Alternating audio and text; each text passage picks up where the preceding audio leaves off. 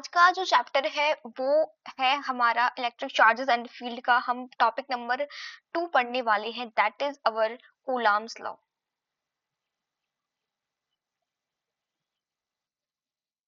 देखिए coulombs law क्या है, जैसे कि हमने ग्रेविटेशन में पढ़ा था, हमारा कौन सा ग्रेविटेशनल लॉ, ठीक है, जो कि न्यूटन ने दिया था। इन द सेम वे हमारे इलेक्ट्रोस्टैटिक में दो चार्जेस के बीच में जो फोर्स लगता है उसको हमारे कूलाम ने बताया था, इसीलिए इसको बोलते हैं कूलाम्स लॉ। ये सेम वही है जो ग्रेविटेशन में पढ़ते हैं। अब ग्रेविटेशन में क्या पढ़ा था इतना तो थोड़ा बहुत ध्यान होगा, या बता देती हूँ मैं। ग्रेविटेशन में हमने पढ़ा था कि हमारे पास ये मान लीजिए दो पार्टिकल्स है, इसका मास कुछ है m1 मान लीजिए, इसका मास भी कुछ है दैट इज m2, एंड इनके बीच की जो डिस्टेंस है वो है r। तो ये दोनों मास जो है एक दूसरे को अट्रैक्ट करते हैं कुछ फोर्स के साथ। वो फोर्स कितनी होती है, तो न्यूटन ने कहा था जो फोर्स होती है वो इन दोनों का जो मास है ना उसके प्रोडक्ट के, इन दोनों के मास के मल्टीप्लाई के तो डायरेक्टली प्रोपोर्शनल होती है, और इन दोनों के बीच में जो डिस्टेंस है उसके स्क्वायर के इनवर्सली प्रोपोर्शनल होती है। ये न्यूटन ने बताया था हमको। अभी ऐसा ही क्यों होता है कि मास की मल्टीप्लाई के प्रोपोर्शनल ही होती है, डिस्टेंस के स्क्वायर के इनवर्सली प्रोपोर्शनल होती है, ऐसा ही क्यों होता है? तो ऐसा कोई आई मीन टू से कोई इसका रीजन नहीं है ऐसा क्यों होता है। ऐसा होता है, ये एक्सपेरिमेंटली देखा गया था, ये बात ध्यान रखना। और फिर इससे जो फॉर्मूला बन के आता है वो आता है F is directly proportional to m1 m2 divide by r square.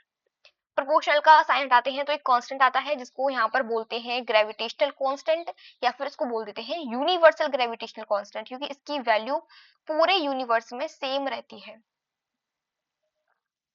तो इतना फोर्स लगता है, इसको न्यूटन ने बताया था। तो सेम जब न्यूटन इसको काम कर रहे थे, जो पीछे से कूलाम है उन्होंने कॉपी कर लिया, उन्होंने देख लिया कि ये न्यूटन क्या कर रहे हैं, वही उन्होंने मास के बीच में बता दिया। तो कूलाम नहीं बता दिया कि मैं चार्ज के बीच में बता दूंगा।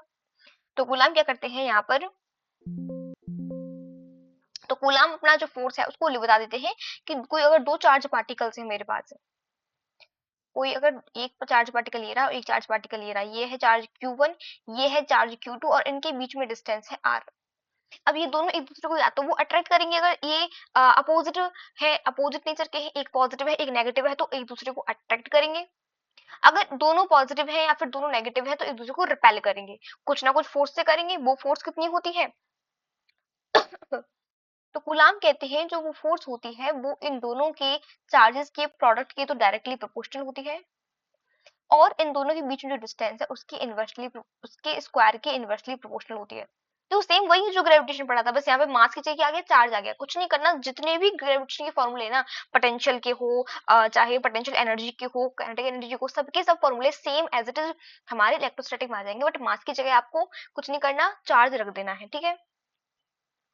तो यहाँ पे आंसर जो है हमारा आ जाएगा, एफ आ जाएगा directly proportional, sorry Q1 Q2 divide by r square, या एफ आप लिख सकते हो। यहाँ पे जो प्रोपोर्शनलिटी कांस्टेंट है वहां पे तो आया था ग्रेविटेशनल कांस्टेंट, यहाँ पे प्रोपोर्शनलिटी कांस्टेंट के रूप में आता है यहाँ पर हमारा k is dielectric constant, k Q1 Q2 upon r square, this is the Coulomb's law. तो यहाँ पे जो k है, k को कहते हैं हम डाई इलेक्ट्रिक कांस्टेंट,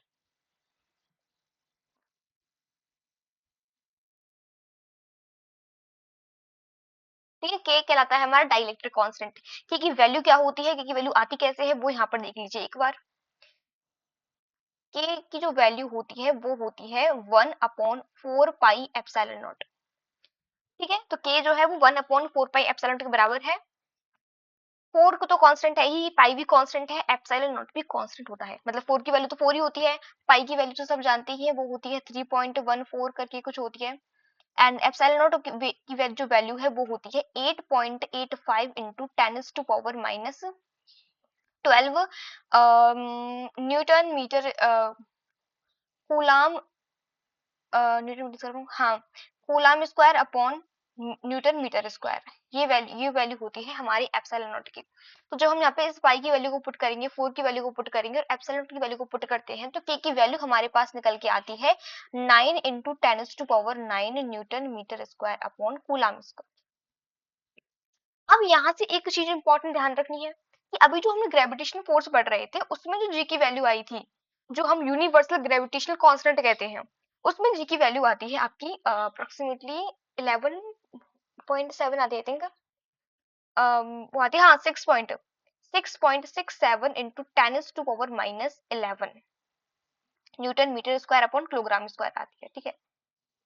अब यहाँ पर देखो जो हमारा जो यूनिवर्सल ग्रेविटेशनल कांस्टेंट है उसकी वैल्यू 10⁻⁻11 में आ रही है, तो बहुत कम आ रही है भैया। तो जो के की वैल्यू जो है वो 10⁻9 में आ रही है, ये तो काफी बड़ी वैल्यू है। तो ध्यान रखना जो ग्रेविटेशनल फोर्स है वो हमारी बहुत ज्यादा वीक फोर्स होती है, और हमारी जो इलेक्ट्रोस्टैटिक फोर्स है, दो चार्ज के बीच में जो इलेक्ट्रोस्टैटिक फोर्स लग रही है वो काफी स्ट्रॉन्ग फोर्स होती है। ये दोनों चीजें ध्यान रखनी है, ये बहुत वीक फोर्स है ग्रेविटेशनल फोर्स, इलेक्ट्रोस्टैटिक फोर्स बहुत ज्यादा स्ट्रॉन्ग फोर्स होती है, ठीक है। ये समझ में आ गया यहाँ पे, ठीक है। ये तो कंप्लीट हो गया हमारा, यहाँ से कूलाम्स तो यहाँ से कंप्लीट हो गया, ठीक है। तो कूलाम लॉ यहाँ पे कंप्लीट होता है। इसके बाद आता है vector form of coulombs law.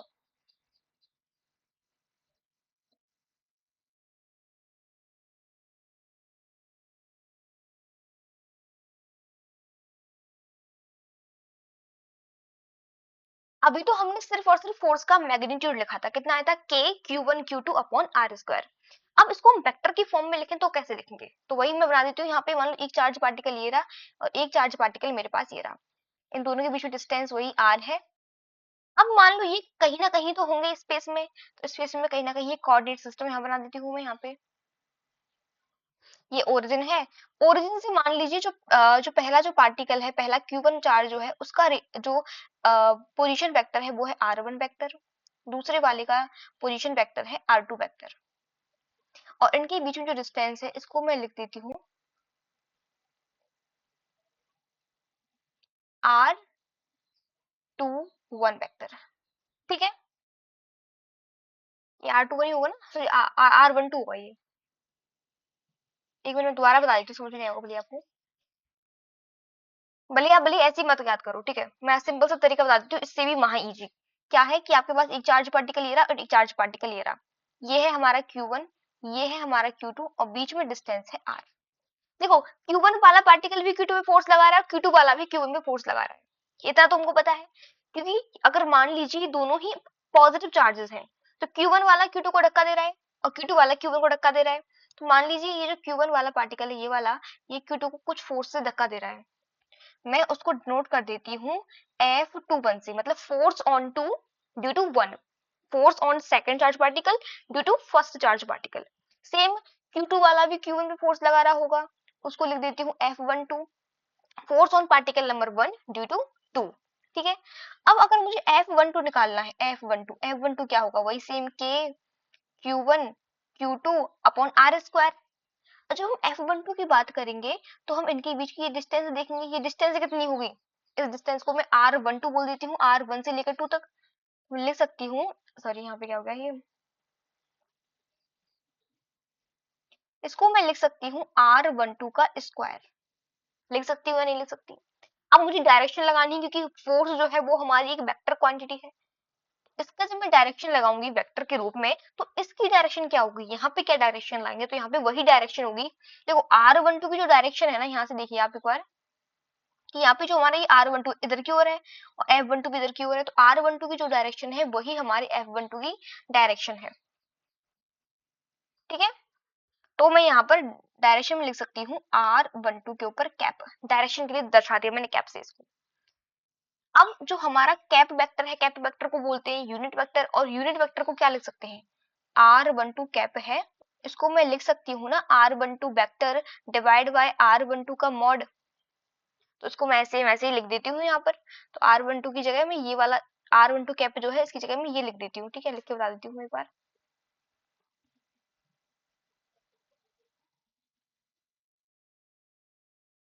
तो ये हो जाएगा F12 vector equals to K Q1 Q2 upon R12 का स्क्वायर इनटू में R12 vector divide by R12 का मॉड।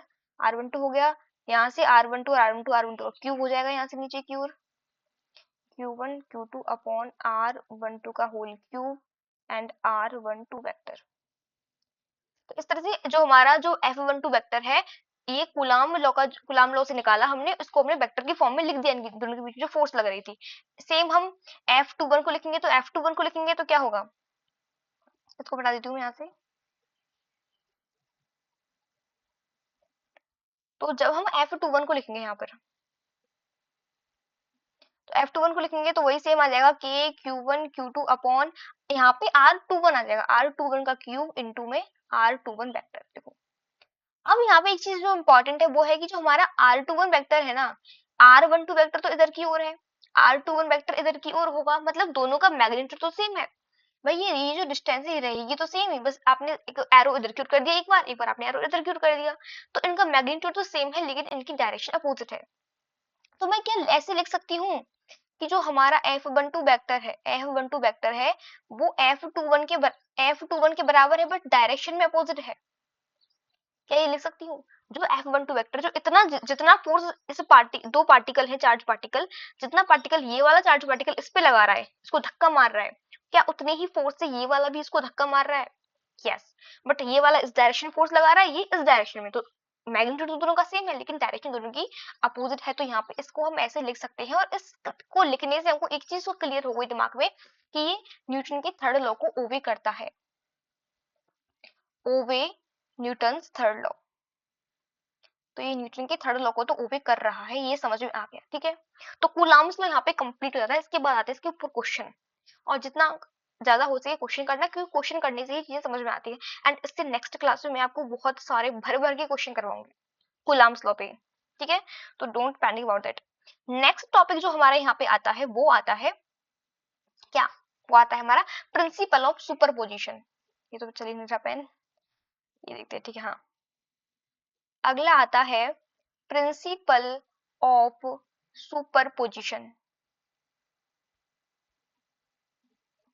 ये बड़ा सिंपल सा प्रिंसिपल है सुपरपोजिशन का। सुपरपोजिशन का प्रिंसिपल ये कहता है कि अगर आपके पास मान लीजिए कोई एक चार्ज पार्टिकल है, और यहाँ पे एक चार्ज Q1 रखा है, Q2 रखा है, Q3 Q4 बहुत सारे चार्ज पार्टिकल रखे हुए हैं, तो इस पर जो फोर्स लगेगी ना, ये जितना भी फोर्स लगा रहे हैं सब, सब जितना भी इस पार्टिकल को फोर्स लगा रहे होंगे उनका वेक्टर सम कर देना है आपके लिए।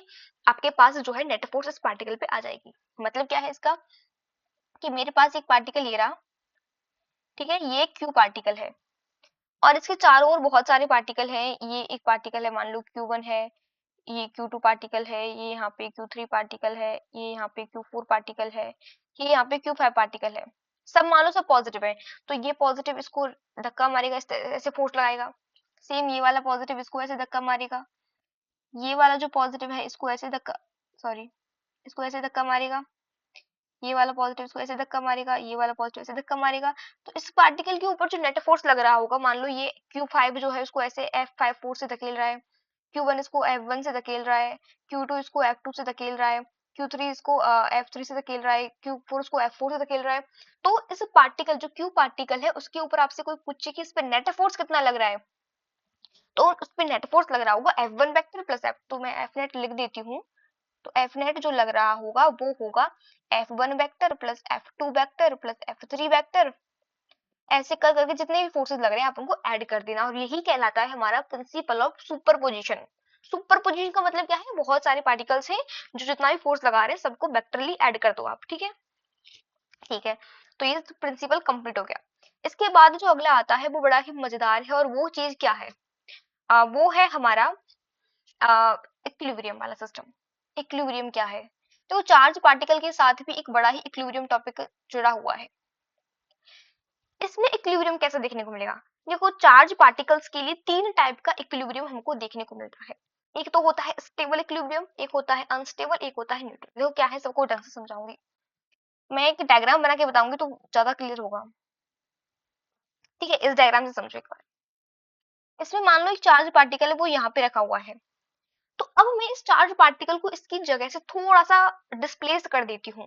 ठीक है, मान लो मैं इस चार्ज पार्टिकल को यहाँ से थोड़ा सा ऊपर उठा के ले गई, तो ये जो पार्टिकल थोड़ा सा यहाँ ले गई, मैं यहाँ पे ले आई इसको मैं। ठीक है, तो यहाँ पे अगर मैं इस पार्टिकल को ले आऊंगी तो क्या होगा, हम्म, यहाँ इस पार्टिकल को ले आऊंगी तो वापस से अपनी पोजीशन पे आने का ट्राई करेगा कि नहीं करेगा, ऑब्वियस सी बात है करेगा, अपनी जगह पे आना चाहेगा ये, तो वापस से यही आना चाहेगा ये।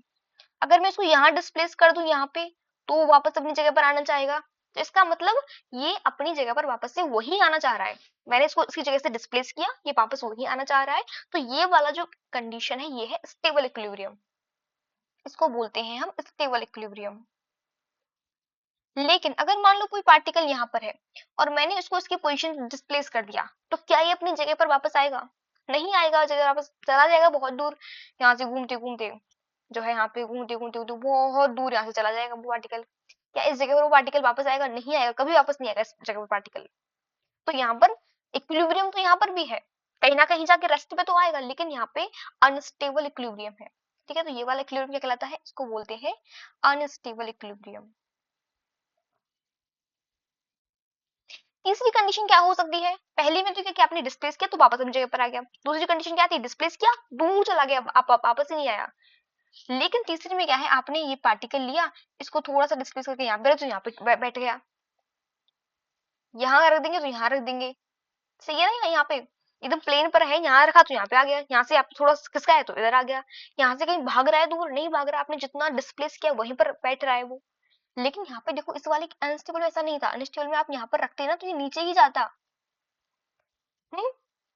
तो ये वाला जो इक्विलिब्रियम है, इसको बोलते हैं हम न्यूट्रल इक्विलिब्रियम, कि भाई ना तो ये अपनी जगह से दूर भाग रहा है और ना ही ये अपनी जगह पर आने का वापस से ट्राई कर रहा है, ना तो अपनी जगह पर आ रहा है, ना ही दूर भाग रहा है, अपनी जगह पर है, तो दैट इज न्यूट्रल इक्विलिब्रियम। तो तीनों इक्विलिब्रियम समझ में आगे होंगे, stable equilibrium, unstable equilibrium and the neutral equilibrium. ठीक है, ये समझ में आ गया। तो आई थिंक यही है इसमें मेन। तो थोड़ा बहुत एक और चीज आती है, वो है हमारी लिमिटेशन ऑफ कूलाम्स लॉ, कि कूलाम्स लॉ की कुछ लिमिटेशंस भी होती है, एक बार वो देख लीजिए। Limitation of coulombs law.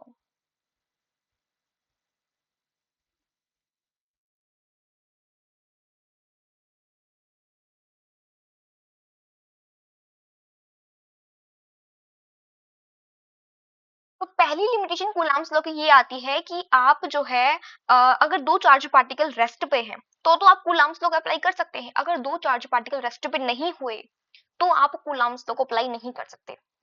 You can't, आप खुद लिख लेना, मैं लिख रही हूँ, लिखने में काफी टाइम जाएगा। So you can't apply coulomb's law when the charges are not at rest. If they are not at rest you can't apply coulomb's law. ठीक है, if they are not at rest, एक तो पहली limitation ये आती है इसकी। दूसरी लिमिटेशन कूलाम्स लॉ की ये आती है कि आप कूलाम्स लॉ को कब नहीं लगा सकते? जब आपके जो चार्ज पार्टिकल्स है वो इरेगुलर शेप के हैं। देखो, गोल है तो फिक्स डिस्टेंस निकाल लिया आपने, लेकिन इरेगुलर शेप के हैं भाई, कोई एक चार्ज पार्टिकल तो आपको मान लीजिए कुछ ऐसा है, दूसरा चार्ज पार्टिकल ऐसा है, तो इनकी बीच डिस्टेंस कैसे निकालोगे? क्या ये डिस्टेंस होगी इनके बीच की? नहीं भाई, यहाँ पे भी तो कुछ चार्ज आ रहा है ना। तो यहाँ पे अगर रेगुलर शेप के हैं तो भी आप कूलाम्स लॉ को अप्लाई नहीं कर सकते if they are regular shape.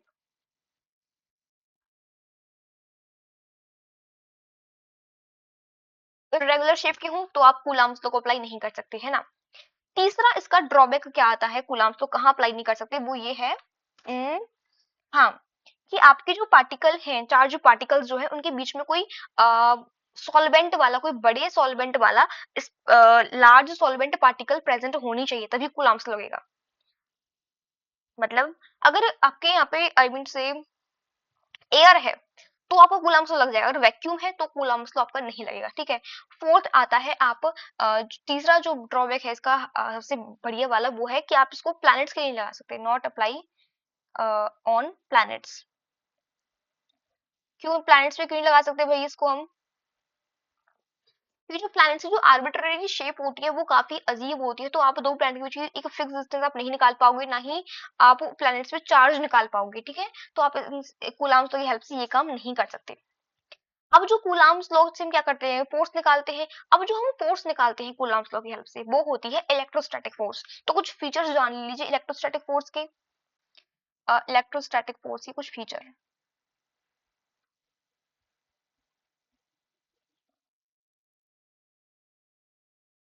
पहली सबसे बड़ी बात है कि इलेक्ट्रोस्टैटिक फोर्स हमारी कंजर्वेटिव फोर्स होती है। अब क्वेश्चन आता है कंजर्वेटिव फोर्सेस क्या होती है?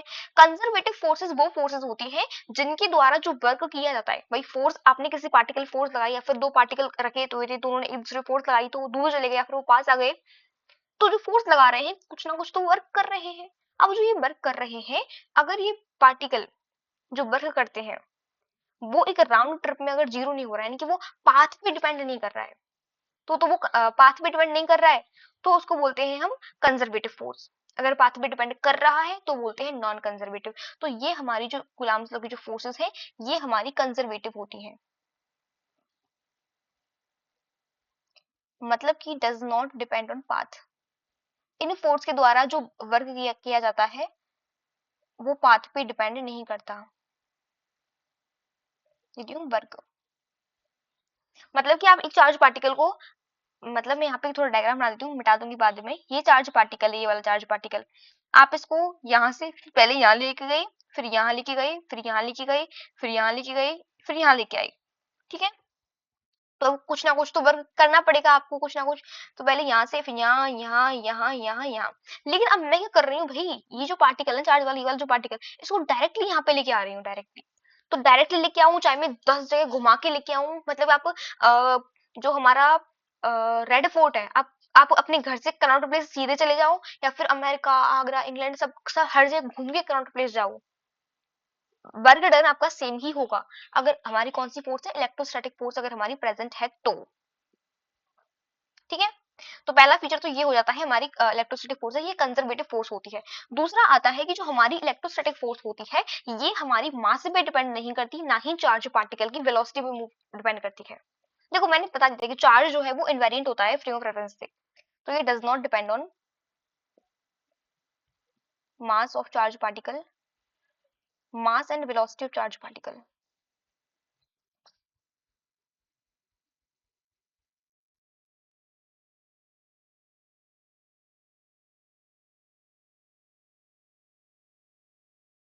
मतलब जो हमारा ये इलेक्ट्रोस्टैटिक फोर्स है ना, आप जो दो चार्ज पार्टिकल रखे हुए हैं, या तो वो रिपेल करेंगे या अट्रैक्ट करेंगे एक दूसरे को। अब जिस फोर्स से वो अट्रैक्ट करेंगे, रिपेल करेंगे, उससे बिल्कुल फर्क नहीं पड़ता कि इन दोनों चार्ज पार्टिकल का मास क्या है। मास भले ही 2 किलो है, 10 किलो है, 1 ग्राम है, 2 ग्राम है, कितना भी चाहे मास है, फोर्स उनके बीच में इलेक्ट्रोस्टैटिक फोर्स उतनी ही लगेगी जितनी उनको लगानी है। मास से कोई फर्क नहीं पड़ने वाला, मास बढ़ा दो घटा दो कोई फर्क नहीं पड़ेगा, चाहे आप उनको कितनी वेलोसिटी से मूव करवा दो, कितनी भी वेलोसिटी दो, फोर्स उनके बीच में उतनी ही लगेगी जितनी लगनी है, ठीक है। तीसरा, कूलाम जो फोर्स है हमारी, कूलाम फोर्स बोल देते हैं इलेक्ट्रिसिटी फोर्स को। जो कूलाम फोर्स है ये हमारी एक सेंट्रल फोर्स है, it is a central force. Central force का मतलब ये सेंटर के टुवर्ड्स लगती है, लाइक मतलब मैंने यहाँ पे दो चार्ज पार्टिकल बनाए, तो ये जो फोर्स लगाएंगे ना, ये जो लाइन है इस लाइन के अलोंग ही लगाएंगे, या तो वो ऐसे लगाएंगे फोर्स या ऐसे लगाएंगे फोर्स। अट्रैक्ट कर रहे होंगे तो इधर की ओर जाएगा, अट्रैक्ट हो रहा होगा तो, रिपेल होगा तो इधर की ओर जाएगा। ऐसा नहीं होगा कि पार्टिकल इधर मूव कर रहा है या इधर मूव कर रहा है, ऐसे मूव कर रहा है, नहीं, हमेशा उस लाइन के अलोंग मूव करेगा, यानी कि it is a central force, ठीक है। समझ आए, सेंट्रल फोर्स है ये।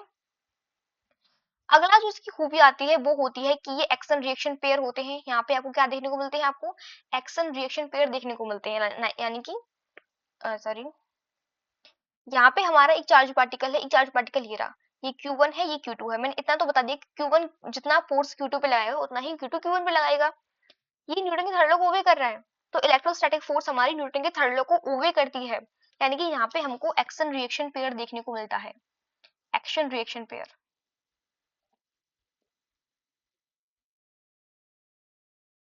चौथी खूबी इसकी आती है, ये जो है काफी स्ट्रॉन्ग है, much stronger than gravitational force.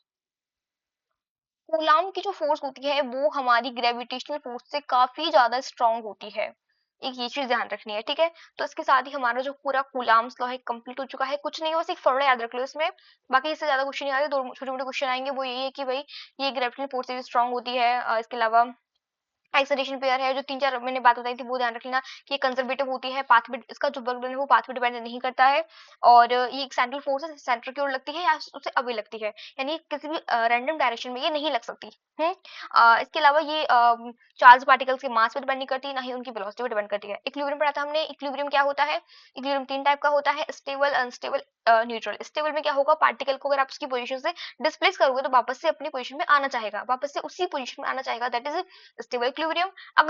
अगर आपने उसको डिस्प्लेस कर दिया और वो कहीं दूर ही भाग गया, वापस से नहीं आ रहा, भैया दूर ही भाग गया बहुत दूर, तो बोलते हैं अनस्टेबल इक्विलिब्रियम। अगर आपने डिस्प्लेस किया है, जहां डिस्प्लेस किया है वहीं पर रह रहा है, नहीं दूर भाग रहा है नहीं वापस आ रहा है, तो उसको बोलते हैं न्यूट्रल इक्विलिब्रियम। है होगा इक्विलिब्रियम कंसेप्ट। इसके पहले पढ़ा था हमने प्रिंसिपल ऑफ सुपरपोजिशन। सुपरपोजिशन का प्रिंसिपल होता है जिसमें हम पढ़ते हैं कि कोई भी चार्ज पार्टिकल है उसके पास बहुत सारे चार्ज पार्टिकल रखे रखे हुए हैं, उनके द्वारा उस पर जो फोर्स लग रहा होगा वो उन सब चार्ज पार्टिकल के द्वारा जो फोर्स लग रहा है ना उसका वेक्टर सम कर दो आप, इसलिए इजिली हो जाएगा, ठीक है। फिर वेक्टर फॉर्म कूलम्स लॉ पढ़ ली थी। वेक्टर फॉर्म से वो ये समझ में आता है कि जो दो चार्ज पार्टिकल है ना, तो ये पहला वाला दूसरे पे जितना फोर्स लगा रहा है उतना ही दूसरा वाला पहले पे लगाता है। सेम मैग्नीट्यूड का लगाता है, जितना अमाउंट में ये लगाएगा उतनी ही अमाउंट में ये लगाता है। दोनों सेम अमाउंट में लगाते हैं, लेकिन डायरेक्शन दोनों की अपोजिट होती है। एक इधर लगा रहा है तो एक इधर डायरेक्शन में लगाएगा, ठीक है। तो इससे न्यूटन का, इससे ये पता चलता है कि जो हमारा कूलाम्स लॉ है, जो हमारी कूलाम फोर्स है, वो न्यूटन के थर्ड लॉ को ओबे करती है। इसके अलावा नॉर्मल ये के हमारा इलेक्ट्रिक कांस्टेंट होता है, इसकी value 9 into 10⁻⁹ newton metre square upon coulomb square होती है। एप्सिलॉन नॉट को कहते हैं हम परमिटिविटी ऑफ फ्री स्पेस। इसके अलावा क्वेश्चन नहीं है। And your chapter has been completed. Thanks and keep learning. And after this class, I will make video on the questions on Coulomb's law and very best questions that come in your exam like NEET, JEE, etc.